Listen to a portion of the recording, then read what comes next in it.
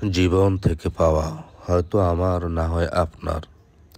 আপনার চলার পথে কখনো যদি দেখেন কেউ আপনার নিকট সাহায্য প্রার্থী হয়, তাহলে অহংকার করবেন না, আল্লাহর শুকরিয়া আদায় করেন এবং যিনি সাহায্য প্রার্থী হয়েছেন যদি আপনার সম্ভব হয় তাহলে তাকে সাহায্য করেন।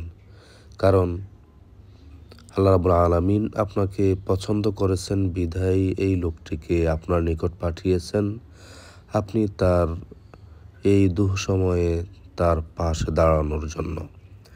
একটি কথা বিশ্বাস রাখবেন, যদি জীবনে কখনো কারো সহযোগিতা করার সুযোগ আসে, তাহলে সর্বোচ্চ চেষ্টা করবেন সহযোগিতা করার জন্য। তবে তার নিকট কোনো বিনিময়ে নয়, বিনিময়টা চাবেন আল্লাহর কাছে। একটি বিষয় কি জানেন, পৃথিবীর প্রতিটি মানুষ সাহায্যের মুখাপেক্ষী। কারণ আপনি চাইলেই একা চলতে পারেন না, অন্যর সাহায্য নিয়েই প্রতিটি মানুষ সামনের দিকে এগিয়ে যায়। আমরা যদি সকলেই সকলের পাশে দাঁড়াই আল্লাহর সন্তুষ্টিকে উদ্দেশ্য করে, তাহলেই আমাদের জীবনটি হবে সুন্দর।